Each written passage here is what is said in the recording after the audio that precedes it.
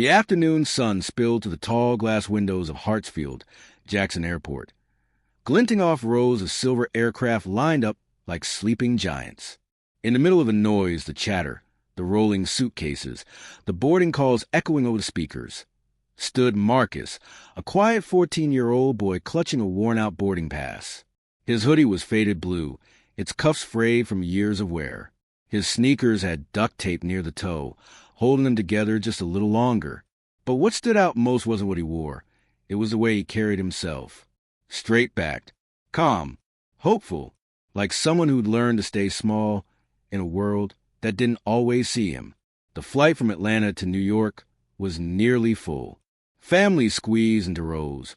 Businessmen typed on laptops, and attendants rushed to finish pre-boarding checks.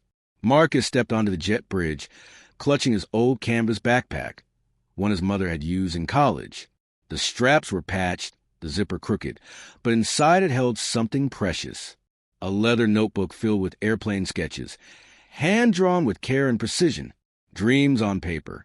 As he stepped on the plane, the smell of coffee and jet fuel mixed in the air. The head flight attendant, Cheryl, greeted the passengers as they entered, her smile bright, her tone sweet. She flashed a grin at the couple in front of him, complimented a man's tie, laughed lightly at a joke. But when her eyes landed on Marcus, her expression froze. The warmth drained from her face. Her eyes swept over his hoodie, his sneakers, his backpack, a silent judgment disguised as professionalism. She tilted her head, forcing a smile that didn't reach her eyes. "Sir, you might be on the wrong flight," she said, voice edged with condescension. "This isn't the economy shuttle." Marcus frowned, uncertain he'd heard right. "No, ma'am. Seat 12A. Cheryl glanced at her clipboard, then sighed dramatically. "Well, 12 as premium seating. We do have a dress policy up front. Maybe next time, try something more appropriate."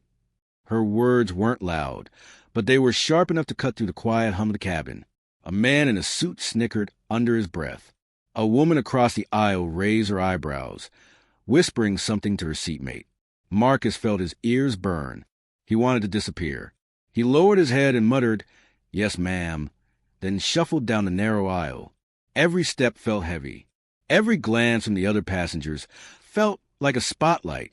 When he found his seat, 12A, by the window, he sat quickly, pressing his backpack to his chest. He opened the zipper slightly, just enough to see the corner of his notebook inside. Those pages were his escape, filled with sketches of airplanes he designed himself. Wings that curved differently, cabins that used sunlight more efficiently, landing gear that could absorb more impact. He wasn't just doodling. He was designing, dreaming, building his future.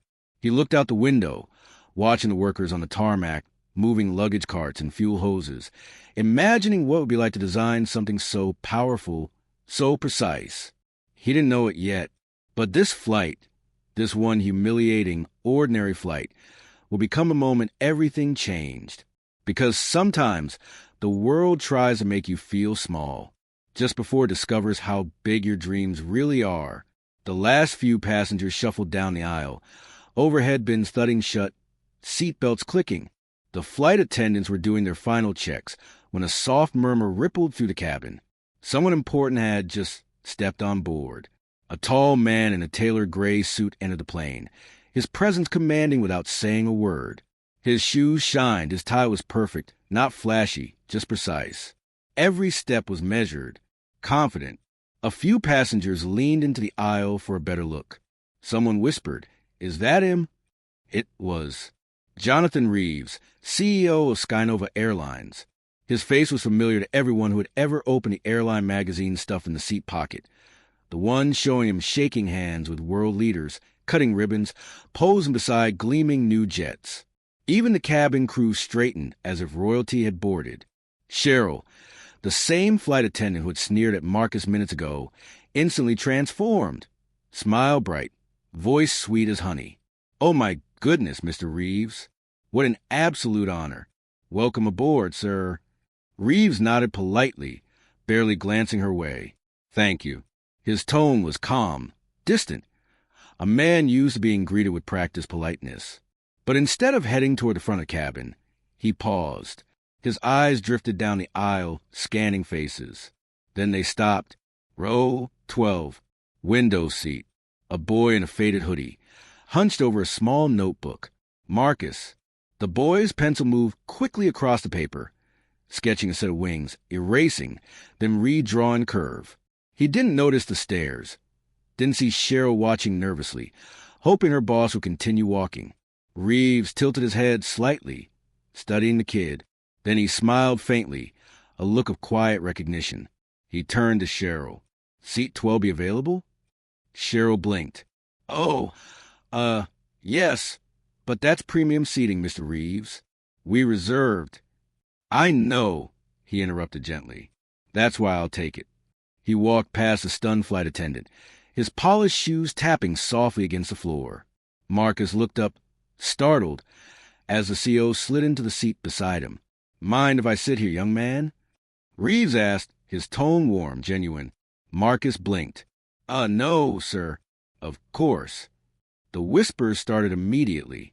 People turned in their seats, pretending not to stare. Cheryl stood frozen at the front, smile stiff, cheeks pale. The engines rumbled softly as the plane began taxiing. For a few quiet moments, Reeves said nothing, just buckled in, adjusted his watch, and glanced toward the boy's lap. What are you sketching? He asked finally. Marcus hesitated, half hiding his notebook. It's, just airplanes. Designs I've been working on. Airplanes, huh? Reeves leaned closer. May I see? Marcus hesitated, then slowly turned the notebook toward him. Page after page was filled with detailed drawings, wing structures, engine models, cabin layouts. Each design labeled in tiny handwriting. It wasn't just doodles. It was work, thought, vision. Reeves flipped through the pages carefully, his expression softening. You drew all this? Marcus nodded shyly. Yes, sir. Since I was little. I want to design real planes someday, maybe even for Skynova. The CEO smiled faintly, looking down at a page that showed a revolutionary wing shape. Lightweight, aerodynamic, elegant. It reminded him of a prototype his engineers had been working on for months. Reminds me of myself at your age, he said, voice low with nostalgia. Only I didn't draw this well. Marcus's eyes widened. You draw planes too? I used to, Reeves said, before meetings and reports took over. But once upon a time, I was just a kid who loved the sky. He handed the notebook back gently, as if it were something fragile. You've got talent, Marcus. Don't let anyone make you feel small for dreaming big. From the front of the plane, Cheryl shifted awkwardly, pretending to check the overhead bins. Her hands trembled slightly, because in 10 minutes, the boy she mocked had caught the attention of the man who owned the airline, and something told her this flight was about to get very, very long. The engines hummed steadily as the plane broke through the clouds, sunlight pouring through the windows like gold. Marcus stared out, notebook resting open on his lap, trying to process the surreal moment. Sitting beside Jonathan Reeves, the CEO of the very airline flying them through the sky. The man glanced at the seatbelt light, then raised his hand slightly. Excuse me, miss, he said in a calm, commanding voice. Cheryl turned instantly, her tone suddenly sweet again. Yes, Mr. Reeves? Could you get us both a drink, please? He said, then added with a faint smile, and one of those first-class meals for my young friend here. Cheryl froze mid-smile. Oh, well, sir, he's not. Reeves didn't raise his voice. He didn't need to. He's my guest, he said evenly, eyes locking onto hers. That's all you need to know.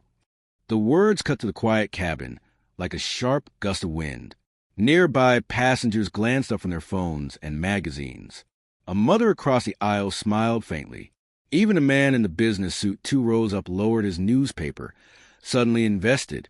Cheryl's painted smile twitched. Of course, sir. Right away. She turned sharply, heels clicking down the aisle. Marcus shifted uncomfortably in his seat. Sir, you don't have to do that for me, he said softly. Reeves turned toward him with a half-smile. Marcus, I'm not doing anything for you, he said. You earned this the moment you opened that notebook. The boy looked down, his hands fidgeting with the worn leather cover. He'd never been treated like that before. Not at school, not by adults. He wasn't used to being seen. The CEO took a sip of water and leaned back, studying him. "So tell me," Reeves said, "what made you start drawing planes?" Marcus hesitated, then said, "My mom works 2 jobs. We can't travel much, but she used to take me to the airport fence when I was little. We watched planes take off, and she'd say, 'Someday, you'll be flying higher than all of them.'" Reeves smiled softly. "She sounds like a smart woman." Marcus nodded. "She is. She saved up for this trip. Said maybe I could meet someone who designs real ones." He chuckled awkwardly. Guess she was right. The CEO's expression changed, thoughtful, almost emotional. He looked out the window at the horizon, voice low.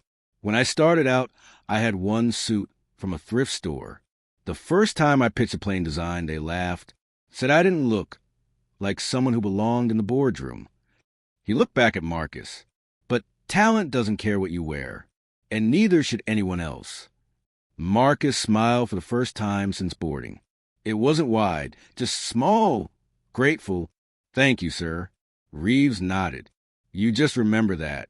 Someday, someone's going to judge you by what's on the outside. You let your work speak louder." Cheryl returned moments later, carefully setting down a tray. Fine china, silver utensils, steaming food. The same meal served in first class. She placed it before Marcus without meeting his eyes. "Here you go, sir," she murmured. Reeves smiled faintly. "Thank you, Cheryl. Very kind of you." The boy looked overwhelmed. Real silverware, real food, real respect. For once, people weren't laughing at him. They were watching him. The rest of the flight passed quietly, with Reeves occasionally asking questions, genuinely curious about Marcus's ideas. The boy spoke with more confidence now, explaining designs, describing features, even mimicking jet sounds with his hands. The CEO laughed, impressed. When the plane touched down at JFK, everyone began unbuckling and reaching for luggage. Reeves stood up first, but before exiting, he turned towards Cheryl, who stood near the door, posture stiff. "Miss," he said politely.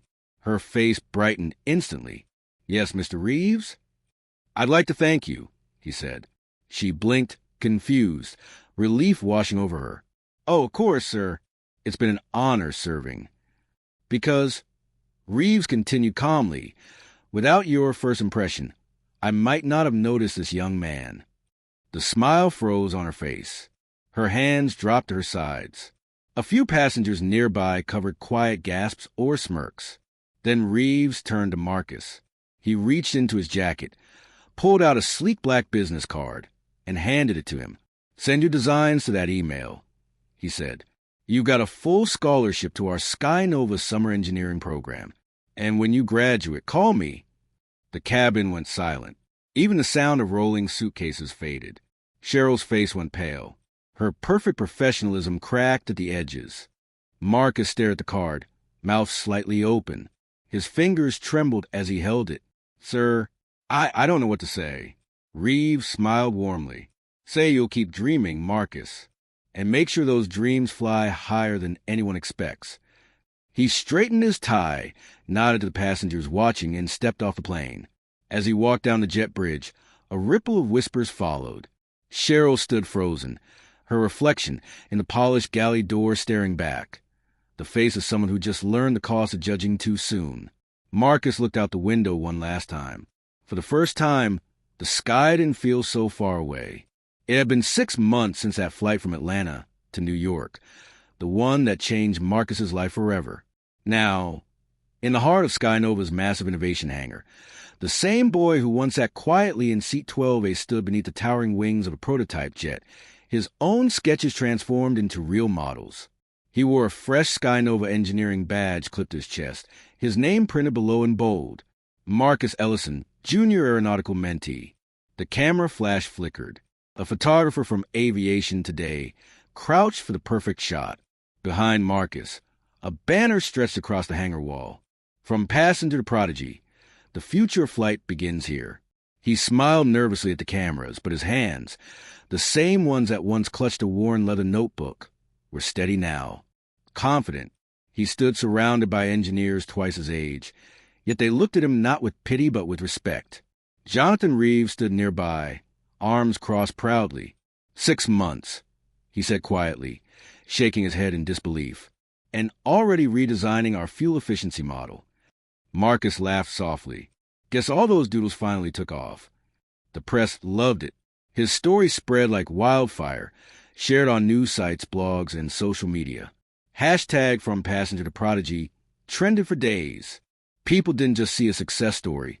They saw themselves in him. And somewhere across town, Cheryl sat in an employee lounge at Skynova Ground Services. Her crisp uniform was gone, replaced with safety vest and a walkie-talkie clipped to her belt. She was scrolling through her phone when she saw it. Marcus's smiling face in a headline. Teen mock for his clothes now designs jets for the same airline. Her breath caught. For a moment, she just stared. Then, slowly, she smiled, not bitterly, but thoughtfully. That flight had haunted her for months. She replayed in her mind again and again. The look on Marcus's face, the tone in her voice. Now she understood something she hadn't before. Respect doesn't come from uniforms, titles, or appearances. It comes from heart, from potential, from the courage to dream when the world doesn't expect you to. Later that day, as a young boy boarded her shuttle, wearing shoes with frayed laces, Cheryl caught herself smiling warmly. "Welcome aboard, sweetheart," she said. "No rush. Take your time." Somewhere in the sky above, a Skynova jet soared past, its wings whispering the future Marcus once drew in pencil. And in that moment, one lesson echoed across the clouds. You never know who's sitting in seat 12A. They say you should never judge a book by its cover. But that day, 30,000 feet in the air, one woman did. She saw a boy in a faded hoodie and scuffed sneakers, and mistook humility for insignificance. She didn't see the dream tucked inside his old backpack, the notebook filled with wings, engines, and ideas ready to soar. But the sky has a way of revealing truth, because 10 minutes later, that same boy was sitting beside the man who built the very airline she worked for, and the world reminded her that greatness doesn't always arrive in polished shoes or tailored suits. Sometimes greatness looks quiet. Sometimes it walks with its head down. Sometimes it wears a dream and a pair of worn-out sneakers.